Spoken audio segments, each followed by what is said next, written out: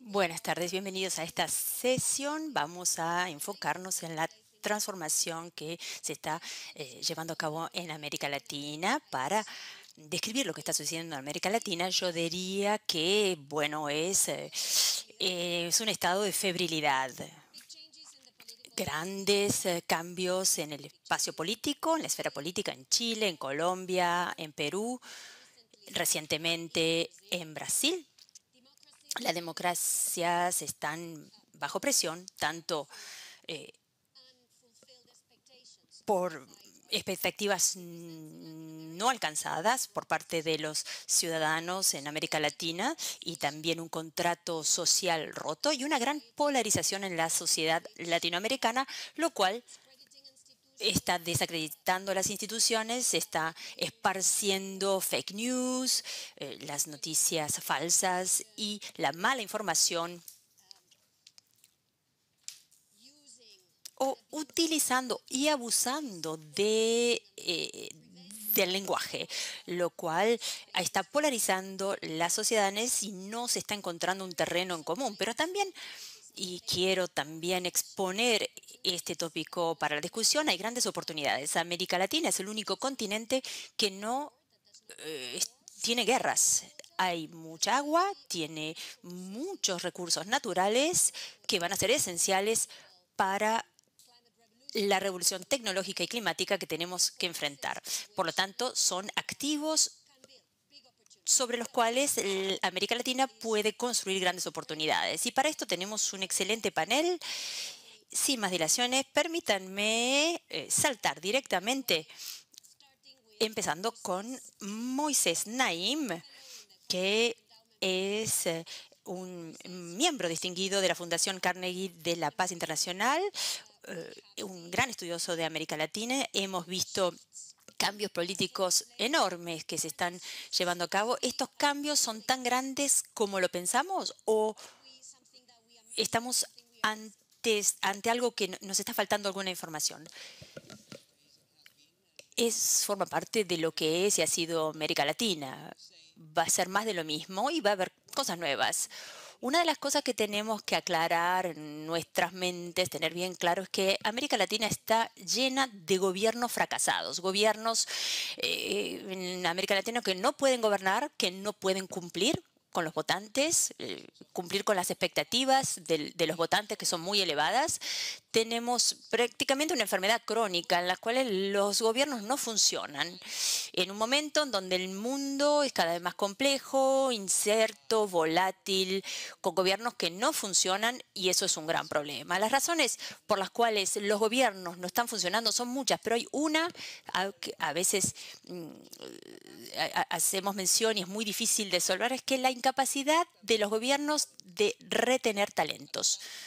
En un momento en donde estamos hablando de la economía del conocimiento, economías del talentos, economías que creen entornos desafiantes, los gobiernos latinoamericanos, el sector público, y esto es sorprendente, está lleno de gente que no saben lo que están haciendo. Y ese es algo patente. Esto sucede y es una dificultad crónica en esta región. Hay dos asuntos más. Presidentes que no se van. Expresidentes que quieren volver. En muchos países han visto dinámicas constantes y dado que se permiten reelecciones, hay expresidentes o presidentes en funciones que hacen todo lo posible para volver porque quieren estar otra vez en el poder. Y esto define la política, los conflictos políticos, define mucho de lo que está sucediendo y crea obstáculos muy difíciles de cambiar, obstáculos al cambio. Y la convivencia de presidentes y expresidentes que coexisten y los votantes quieren caras nuevas, no quieren tener nada que ver con lo conocido, los que están en poder, incluso gente que ni conocen. El ejemplo más extremo que hemos visto es Perú, en donde hay individuos descalificados, llegó al poder porque simboliza una algo nuevo, una cara nueva. Entonces hay un apetito de caras nuevas que crea gran inestabilidad y una propensión a que los presidentes permanezcan en poder en un momento donde los gobiernos necesitan funcionar mejor. Esto representa grandes obstáculos. Vamos a analizar Perú, y Ana Cecilia va a contarnos más. Pero antes le doy la palabra a Luciano. Luciano, que es un hombre de negocios que es el presentador en Red de Globo Brasil. Luciano es un gran observador de este fenómeno de polarización. Lo vemos desde el punto de vista de los medios de comunicación. ¿Qué está sucediendo y qué podemos hacer al respecto? Estoy de acuerdo con Naime al 100%. Tenemos que construir una nueva generación de líderes. Estoy completamente de acuerdo. En primer lugar, quiero agradecer por invitarme. Y primero hay que calificar el debate. Necesitamos mantener en vida la democracia. Tenemos que poder tener carácter suficiente para ponernos firmes y detener los golpes como lo que sucedió hace 10 días en Brasil. Y también estas cosas están pasando en Europa del Este, en Estados Unidos. Esto ha pasado en los últimos años en muchos otros lugares y podemos curarlo si la gente cree que podemos volver a tener una buena vida. Es decir, reconectarnos con la gente en la calle, devolverles, especialmente a los pobres, el derecho a soñar. Y además de eso, Brasil está completamente dividida. La sociedad, 50% está para un lado y 50% para el otro. Primero tenemos que redescubrir la capacidad de estar juntos, de estar en desacuerdo sin odiarnos. Brasil ha cambiado mucho en los últimos 20 años y creo que los líderes, como usted lo dijo, en Brasil no lo han visto todavía. En el último ciclo de elecciones en Brasil, yo no puedo creer que tengamos 50 millones de milicias o fascistas por un lado y no tengamos 50 millones de comunistas o antipatriotas por otro lado. Entonces tenemos que volver a descubrir la manera de hablarnos entre nosotros. Y por último, tenemos la oportunidad, por lo menos en Brasil ahora, de entender, porque ahora somos más conservadores, tenemos el evangelismo que está creciendo en gran medida en Brasil, necesitamos, y estamos muy digitalizados, y Brasil ha mejorado muchísimo porque hace unos años también estaba en este foro y para nosotros estamos orgullosos de tener a gente como Marina Zuckerberg en este foro, representando al medio ambiente. Brasil ahora ya está lista para despegar, para avanzar. Y es eso. Yo creo que, para concluir, tenemos un nuevo gobierno en Brasil, pero no podemos continuar con la antigua manera de pensar. Sí, es verdad que Brasil en los últimos 10, 20 años, Brasil ha cambiado, pero para resolver esta problemática necesitamos nuevas ideas para resolver viejos problemas que traemos desde hace siglos en Brasil. Y yo creo que esto era lo que quería decir. Es decir, tenemos que redescubrir cómo podemos volver a conectarnos con la gente. Gracias. Vamos a volver al contrato social en breve. Y vamos a volver en una segunda ronda para ver cómo podemos construir más confianza en el debate público, porque parte del problema es que hay que crear espacios en el debate público sin odio. Lo haremos en breve, pero antes vamos a Perú. Ana Cecilia Gervasi.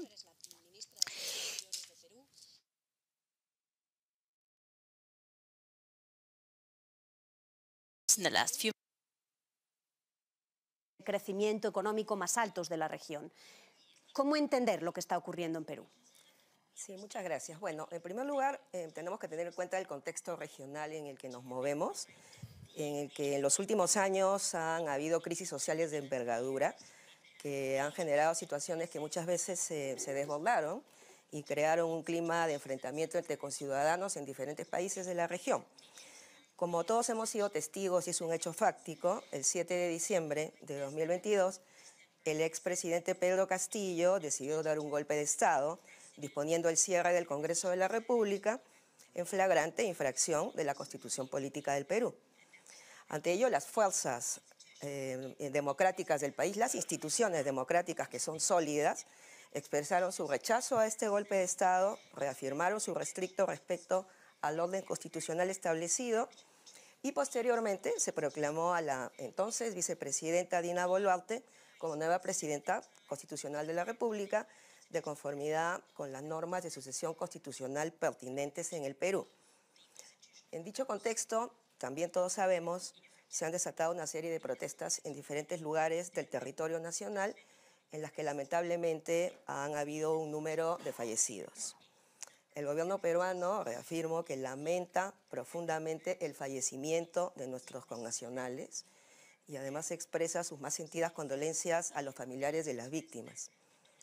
Del mismo modo, el gobierno peruano reconoce la insatisfacción popular y está dispuesto a dialogar, al tiempo que hace un llamado a que se investigue y castigue a los responsables de la violencia. Quiero mencionar que entre las acciones que ha tomado el gobierno peruano con miras a este propósito que he mencionado, están, por ejemplo, el establecimiento de una comisión multisectorial para los familiares de los fallecidos y de los que han sufrido lesiones. Luego, el Ministerio de Justicia también está tomando medidas para garantizar el derecho a la defensa de los manifestantes pacíficos. Los ministros de diferentes carteras han sido designados para viajar a diferentes regiones afectadas en el país con el objeto de establecer mesas de diálogo con la población. También hay que destacar que existe una rápida articulación entre distintos sectores del Ejecutivo para dar una respuesta rápida y efectiva a las protestas. De igual manera, el Ministerio Público, el Poder Judicial, ha abierto investigaciones para identificar y, en su caso, sancionar y procesar a los responsables. El Congreso de la República ha creado una comisión multipartidaria de investigación para determinar responsabilidades por violaciones de los derechos humanos. El Perú invitó a la Comisión Interamericana de Derechos Humanos a visitar el país. Realizó esta comisión una segunda visita, esta vez de alto nivel, la semana pasada. Y el próximo 18 de enero llegará al Perú un enviado del Alto Comisionado de las Naciones Unidas para los Derechos Humanos, lo que demuestra la apertura del Perú y su compromiso con el sistema internacional de los derechos humanos. De igual manera, a fin de resolver esta crisis, el gobierno del Perú ha exhortado al Congreso para que confirme el adelanto de las elecciones generales, ya anunciado, propuesto por la presidenta Dina Boluarte, de manera que su gobierno se configure en un gobierno de transición democrática. De lo que se trata finalmente, y es nuestro propósito como gobierno, es lograr un tratamiento integral de esta grave crisis, que responde además, y hay que tenerlo en cuenta, a demandas históricas insatisfechas de sectores de la población, particularmente de las zonas andinas y del sur del Perú. Usted ha mencionado que el Perú mantiene sólidas bases macroeconómicas que le han permitido crecer sostenidamente en los últimos años y lo seguirá haciendo en los próximos años, a pesar del contexto de crisis global generada en un momento por la pandemia del COVID-19 y luego la situación de conflicto bélico que se da en Europa, que todos ya conocemos, pero hay condiciones de desigualdad en el país que deben ser solucionadas en aras del diálogo, de la unidad y en beneficio del bienestar de nuestra población, que es lo que más nos interesa. Insatisfacción ciudadana, entonces, y esto me hace la transición con Ilan Golfan, the much awaited president of the Inter-American Development Bank. Ilan, el gran esperado presidente del Banco Interamericano. Lo que necesitamos es la necesidad de un contrato social. ¿Cómo podemos construirlo? ¿Cuáles son los ingredientes? ¿Cómo podemos cambiar y mejorar estas desigualdades que se han producido a pesar de un crecimiento robusto, como lo acabamos de escuchar? Gracias.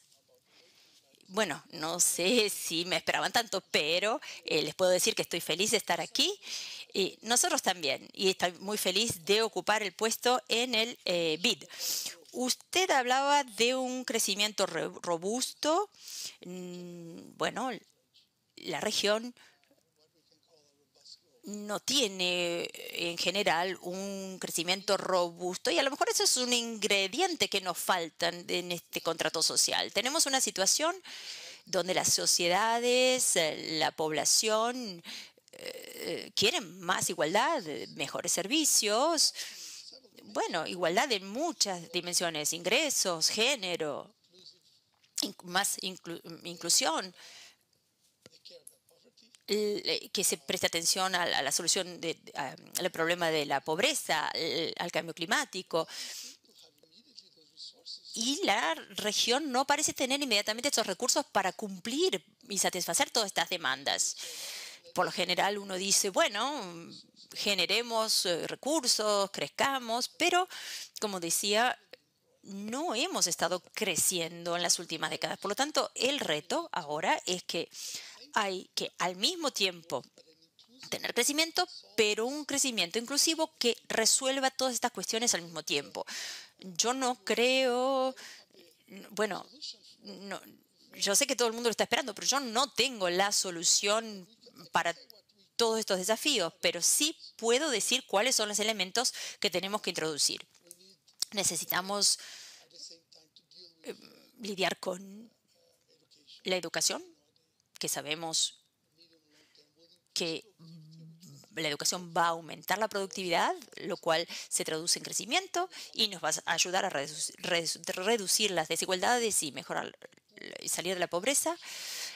Y como lo vimos en la pandemia, tenemos que abordar estas cuestiones en los países de bajos ingresos. Tenemos que lidiar con las rigideces, esa incapacidad de cambiar de un sector a otro para poder generar más productividad, pero también necesitamos tener mejores mercados laborales y mejores y mayores salarios, sueldos y, por supuesto, más inversión. Infraestructura también, que es un tema del cual hablé la semana pasada en el BID. No solamente la infraestructura, estamos hablando de la infraestructura digital, incluida la conectividad. Un tópico que sale continuamente en todas las reuniones que mantengo es: usemos la digitalización para resolver el problema A, el B. Entonces, pero si no hay conectividad, ¿cómo vamos a hacerlo? Entonces, la infraestructura, en el sentido más, digamos, digital, pero para eso se necesita la financiación. El BID estará presente. Estamos dispuestos, estamos disponibles para ayudar a la región, pero necesitamos poder hacerlo de tal manera que sea eficiente, que la calidad de la inversión, porque no es solamente poner el dinero, ¿verdad? Es que sea algo de calidad y poder atraer al sector privado, el dinero privado, porque los recursos públicos no son ilimitados y vamos a necesitar atraer al sector privado para que nos ayude. Y para concluir, no sé en cuanto al contrato social, pero necesitamos abordar las cuestiones sociales porque si no las sociedades no están dispuestas a seguir esperando. Tenemos que hacerlo de manera que podamos priorizar los recursos que tenemos, que no son infinitos, y poder usarlos de la mejor manera posible. Aumentar la productividad de manera inclusiva para educación, la conectividad para todos. Necesitamos atraer capital privado, es decir, construir instituciones, tener el Estado de Derecho. Y para terminar, quiero hacer un nexo con lo que decíamos de las democracias, las instituciones, la polarización. Esto no son temas separados, están muy vinculados a los desafíos y a las soluciones que necesitamos. Tenemos que solucionarlos porque si no, no podemos generar el crecimiento. No podemos tener un crecimiento inclusivo si no resolvemos estos problemas. La lista es clara y volveré a usted en un momento sobre los distintos gatillos que vamos a utilizar. Y esto lo hemos hablado en las ediciones previas de Davos. Vamos a hablar de nuevos, pero antes quiero darle la bienvenida a Felipe Bayón, que es el director general de Ecopetrol Colombia, que, bueno, recién hablábamos de movilizar el sector privado. Usted representa el sector privado. ¿Qué necesita usted? ¿Qué necesita el sector privado para poner este capital en buen uso para inversión? Gracias por invitarme. Es una maravilla estar aquí en Davos. Estamos saliendo de COVID, que es una crisis muy complicada para todos. Vimos crecimientos en distintas partes de la región, en particularmente en Colombia, y hubo una recuperación el año pasado. No fue fácil, pero la exploración de gas fue un sector muy exitoso en Colombia. Vemos entonces que hay un puente en la transición energética, es decir, tener seguridad energética y poder acceder a la energía, pero la soberanía energética es muy importante. Después voy a desarrollar más cómo asegurarnos que los electrones, las moléculas que usamos en la región sean generadas en la región. Y creo que en Ecopetrol logramos tener el músculo listo y preparado para lo que se viene. Hay muchas noticias sobre la inflación. Esta semana se hablaba de la recesión potencial que se avecina, las tasas de interés altas. ¿Cómo lidiar con esto? En Ecopetrol me gustaría resaltar algunas cosas. Nosotros volvimos a traer el segmento tradicional de petróleo y gas, que está funcionando bien. Hace 18 meses compramos una de las empresas de transmisión más grandes de la región, que opera en Colombia, en Perú, en Chile y en Brasil. Entonces, la interconexión de la región desde el punto de vista eléctrico, líneas de transmisión de alto voltaje, es parte fundamental para prosperar. Y cuando hablamos de las distintas mentalidades, modelos políticos, cómo poder conjugarlos, esta es una gran oportunidad que se nos presenta. En cuanto a capital, pudimos, junto con, bueno, ante esta crisis, poder reinvertir. La inversión que se hace este año es mayor a la del año pasado y lo hablamos esta semana. ¿Cómo crear un espacio con el BID u otros bancos para asegurarnos que podamos seguir protegiendo los negocios actuales? Hay 1 millón de motocicletas que salen de Colombia cada año. Entonces tenemos que asegurarnos que tengan la movilidad, el combustible. Pero ¿cómo acelerar la transición? Y yo creo que hay una gran expectativa de los gobiernos que podemos ir más rápido para poder hacer más. Cosas como la infraestructura de realimentación, tener la transmisión.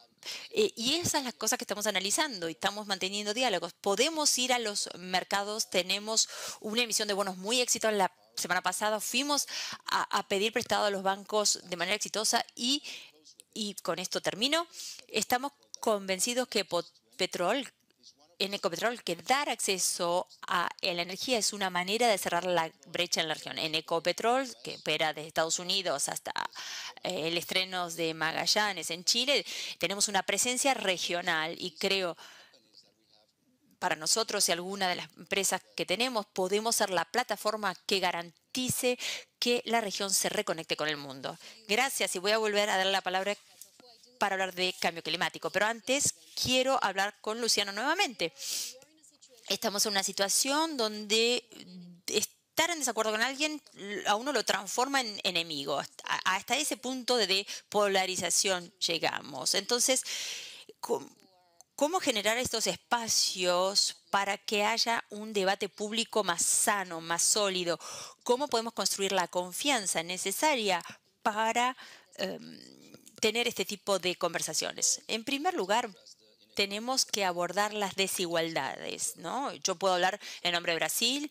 Yo he viajado en mi país en los últimos 20 años, estoy en la televisión. Nadie me contó. Yo estoy dentro de las casas de los telespectadores y estamos hablando de eso permanentemente. Entonces, la movilidad social desapareció en Brasil. Nosotros necesitamos 9 generaciones en Brasil para que suban de clase baja a media. Hasta ese punto se perdió la capacidad de soñar. Cuando uno ve a un chico, cuando uno ve esto, uno pierde todo tipo de esperanza. Entonces, es mucho más fácil cuando uno hace un discurso, enumerar soluciones fáciles para problemas complicados. Y no hay soluciones fáciles para problemas complicados. Por eso vuelvo a donde empezamos. Estoy convencido que necesitamos una nueva generación de líderes. Tenemos el gobierno de Eduardo de 36 años. Por eso tenemos que multiplicar estos ejemplos en Brasil. Y para volver a conectarnos con la gente y reconectar a la gente, necesitamos encontrar un proyecto para un país, arquitectura, ingeniería y concretarlo. Uno puede dar discursos fáciles, pero en Brasil decimos es como un vuelo de un pollo, de una gallina. Es decir, una gallina puede volar 20 centímetros y va a volver a aterrizar a 20 centímetros de donde despegó. Entonces, eso es lo que Brasil viene haciendo desde hace décadas. Por lo tanto, para reconectar a la gente, primero hay que escucharla. Necesitamos escuchar a la gente. No podemos tratar a la gente que piensan distinto a nosotros como enemigos. Y eso es lo que está pasando ahora. Entonces, para curar esto, para sanar esto, tenemos que poder escuchar desde otras perspectivas y volver a tener un debate, independientemente, como usted decía, no importa de dónde vienen las buenas ideas, tenemos que poder concretar estas ideas. No quiero volver dentro de 3 o 4 ediciones y volver a decir lo mismo de Brasil. Espero que podamos salir adelante, avanzar, pero hay algo importante. Como decíamos al principio, tenemos un nuevo presidente, que es un antiguo presidente que vuelve, y la democracia es así, pero necesitamos nuevas ideas. Este gobierno es analógico, necesitamos un gobierno digital. En Brasil tenemos un promedio de 60 veces por día que la gente abre su WhatsApp. El WhatsApp en Brasil es activo para 170 millones de personas. Los números son exponenciales. Entonces necesitamos traer la política, la narrativa y el debate a la gente y no hablarlo solamente en un foro como Davos, donde hablamos con gente que tenemos la misma perspectiva y la mentalidad, es decir, la predisposición a abrir este debate, pero tenemos que llevar este debate con la gente de verdad en el terreno. Gracias. A ver, Ilan, te voy a provocar un poquito porque hemos tratado y yo en una vida anterior he trabajado en las reformas latinoamericanas, en comercio y económica, y la lista ha sido muy estática. ¿Cómo se puede infundir un poco más de energía? Bueno, la lista, también en mi vida anterior, en distintas vidas anteriores, pero siempre en la misma región, la lista ha siempre estado, es la misma, pero los gatillos, los desencadenantes son distintos. Las sociedades demandan, exigen cuestiones, que se resuelvan las cuestiones inmediatamente. Vemos conflictos, vemos lo que vemos. Y todo está relacionado. Y los desencadenantes están. Estamos en un momento donde salimos de una pandemia y algo que no esperábamos. Entramos en la innovación. Los precios alimenticios crecieron, la inflación también. Hay inseguridad alimenticia. Esos tienen que ser desencadenantes. Estamos en un periodo donde probablemente tengamos necesidades financieras porque los intereses están subiendo, los bancos tienen que lidiar con la alta inflación y estos son desencadenantes muy claros. Y bueno, ¿cómo manejarlos? Esa es la gran el gran interrogante. Yo no tengo la respuesta completa, pero estoy convencido que primero hay que priorizar. No podemos decir que necesitamos todo. Tenemos que poder decir, esto es lo que podemos hacer desde el punto de vista social, desde el punto de vista del crecimiento.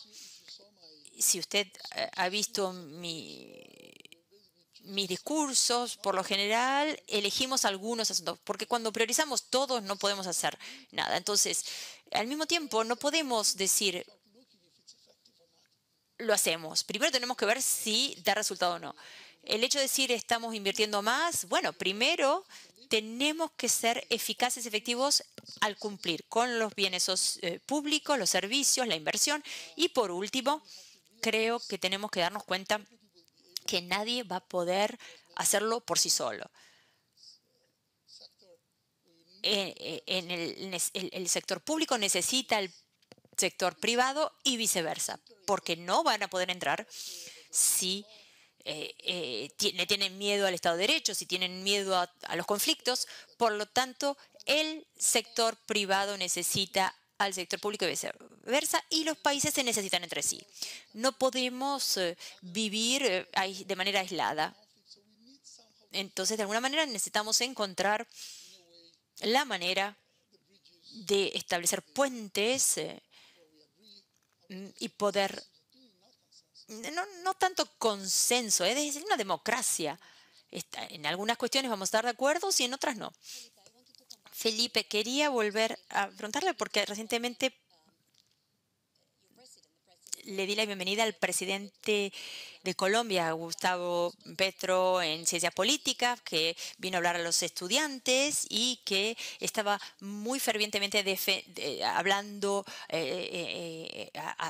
hacia el objetivo de la meta neta cero sobre el cambio climático. ¿Cuál es el camino? Sí, lo que hacemos en Ecopetrol es ponemos ESG, es decir, los criterios éticos, sociales y gobernanza empresarial en el centro. Básicamente lo que decimos es necesitamos crear una empresa que crezca el doble, 50% va a ser negocios o empresas que emitan poco. Nosotros pensamos en Ecopetrol que sin transmisión no hay transición. En definitiva, si uno no puede llevar la electricidad al mercado, va a ser muy difícil. Uno puede tener energía solar, eólica, geotérmica, pero tenemos una estrategia, puede ser afinada, modulada, pero la intención es esa. Una agenda de energía de hidrógeno muy importante. Estamos analizando el hidrógeno verde y esto forma parte de la conversación que se están dando en torno a la transferencia de conocimiento, y también estamos mirando la energía eólica, solar, geotérmica, plantas de hidrógeno, los molinos, y eso es lo que estamos haciendo y lo que la empresa está haciendo a largo plazo, es decir, proteger las empresas actuales, porque la gente necesita gasolina de buena calidad, gas, y al mismo tiempo tenemos que incrementar el resto. En español decimos sostenibilidad, es decir, poner la tecnología en el corazón de lo que se hace. ¿Cómo hace que los aviones, los satélites emitan pocas emisiones? Eso técnicamente es difícil, pero cómo la nanotecnología en el agua pueda producir agua en los campos que puedan que puedan estar disponibles cuando faltan. Y para eso tenemos que hablar con los gobiernos y acelerar la transición. Nosotros proponemos un programa para tener más capacidad y entender que Ecopetrol puede ser 10% del presupuesto de un país. Entonces, el país necesita los fondos a través de dividendos, regalías y impuestos, y los líderes tienen que liderar la transición, no solamente en Colombia, en toda la región. Y ahora permítame hablarle a Ana Cecilia. un plantel de inversores a los que conviene, creo yo, atraer, interesar por el país. ¿Cuál es su mensaje a esos inversores que están viendo estas dificultades que usted describía y están escuchando los mensajes que ustedes están enviando? O sea, ¿cuál es el mensaje que usted quiere darles acá en Davos? Sí, que bueno, ya que estamos hablando de la región, ¿no? Creo que es evidente que la región atraviesa un proceso particular, del cual el Perú no está exento. Yo quisiera insistir en el tema del nuevo pacto social, que a lo mejor no es tan nuevo.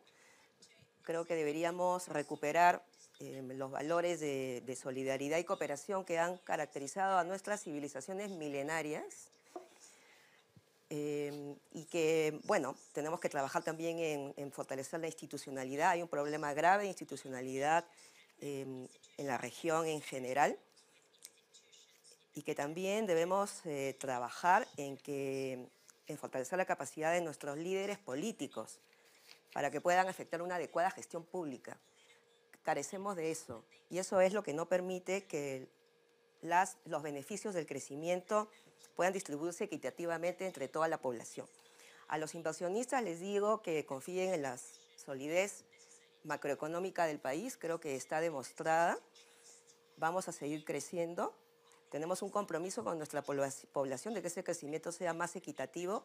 Hay múltiples oportunidades en el país que pueden aprovecharse. Tenemos una brecha de infraestructura enorme que genera múltiples oportunidades para infraestructura de todo tipo, ¿no?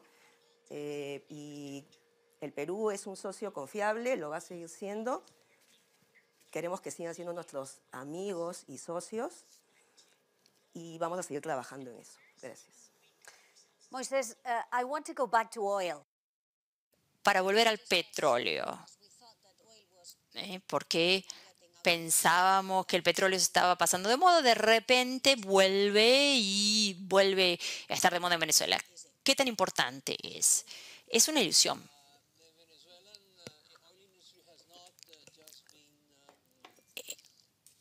La industria petrolera en Venezuela ha sido destruida, y reconstruir esa capacidad va a requerir mucho dinero, mucho tiempo, muchas reglas que aseguren a los inversores que podrán recuperar el capital y hacer dinero. Eso no va a pasar. ¿Va a haber una oportunidad de aumentar la producción ahora? Y hay un debate en cuanto y la metáfora es, hay un botón que hay que oprimir y producir más, pero no funciona así. Pero bueno, digamos que sí, hay una posibilidad de producir y exportar más, que puede realizarse no con mucha inversión, pero de ahí a transformarse en un actor del mercado, necesitamos miles de millones de dólares durante mucho tiempo, con estabilidad y reglas claras para los inversores y paciencia. Y nada de eso existe en Venezuela ahora. Felipe estaba asintiendo con la cabeza. Es el diagnóstico acertado, tal vez. Moisés, no quiero terminar esta conversación sin hablar de América Latina en un contexto mayor, más amplio. Nosotros tenemos un momento geopolítico muy complicado, con una gran polarización, con una gran lucha. China por un lado, Estados Unidos por otro, Europa tratando de gestionar un vecindario muy complicado. ¿Cuál es el rol de América Latina en este momento geopolítico nuevo? América Latina está transformándose en un territorio que se está disputando en la geopolítica actual. China, Rusia están interesados en América Latina, tienen presencia, han desarrollado relaciones personales con los líderes. Los líderes latinoamericanos están prestando atención a estos nuevos actores. Estamos viendo, bueno, con sorpresa, Irán tiene presencia en Latinoamérica. ¿Por qué? Bueno, una explicación es que hay un vacío. Estados Unidos ahora ha tenido más de una década en la cual la presencia en América Latina era prácticamente irrelevante. Y usted sabe que en política y en la naturaleza humana los vacíos si hay un vacío, ese vacío se va a llenar. Y en ese momento el vacío va a ser llenado por China y Rusia y otros. Y los gobiernos en la región están jugando con eso y es peligroso, pero hay oportunidades de jugar. A lo mejor no es lo mejor para la democracia latinoamericana. No quiero el modelo chino de gobernanza, de gobernar, ni el ruso, que no quiero que ese modelo esté presente en América Latina. Quiero democracia, y la democracia necesita condiciones que no están presentes ahora. La democracia está en vías de extinción en América Latina también, ¿eh? Necesitamos, y es sorprendente, es maravilloso poder tener esta conversación y los partidos políticos nunca son mencionados. Nada de lo que se ha discutido, crecimiento, conectarse con los otros, petróleo, el pacto social, nada de eso puede suceder sin los partidos políticos que están en conflicto, vemos, están vistas como partidos corruptos, viejos, feos, un lugar donde los individuos corruptos, oportunistas, carreristas, no idealistas. Entonces, los partidos políticos tienen que ser modernizados, actualizados, reformados y tienen que convertirse en los actores que son. En Davos, hace ya un día y medio que estamos en sesiones y estoy seguro de que no han escuchado la palabra partidos políticos en la conversación. Y esa palabra no existe y es raro porque sin partidos políticos no se puede hacer nada de todo lo que venimos mencionando en Davos. Entonces, hay una gran necesidad y es muy difícil porque los partidos políticos están enfrentados, son corruptos, pero a menos que los traigamos a la conversación, nada va a suceder. Terminemos con Ilan y este momento geopolítico. ¿Cómo un banco como el BID, que tiene accionistas y los accionistas varían, un banco que busca capital y el capital está en todos lados, ya sea en lugares democráticos o no? A lo mejor me llena la tentación de decir capital es capital, pero ¿cómo el BID puede navegar? Y tiene que hacerlo de la manera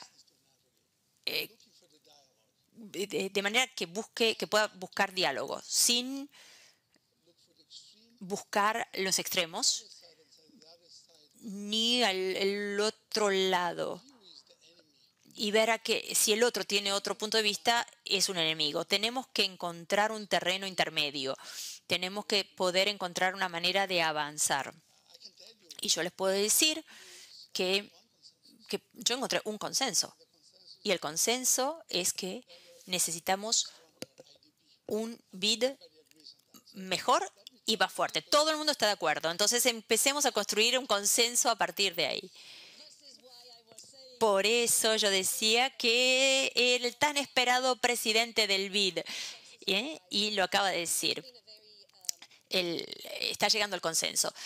Esta conversación ha sido muy rica en este momento tan febril en América Latina, donde hay tantos retos y tomamos notas de que faltan la mención de los partidos políticos y sabemos que los partidos políticos mueren y hay nuevos que nacen. Entonces la pregunta sería cómo pueden sobrevivir los partidos políticos en esta era de distracción.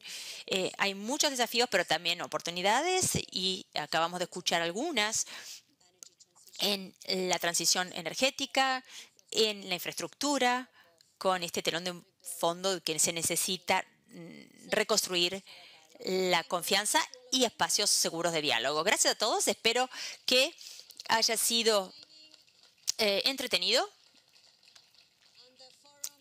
Y el foro continúa con su programa. Gracias a América Latina en el Foro Económico Mundial.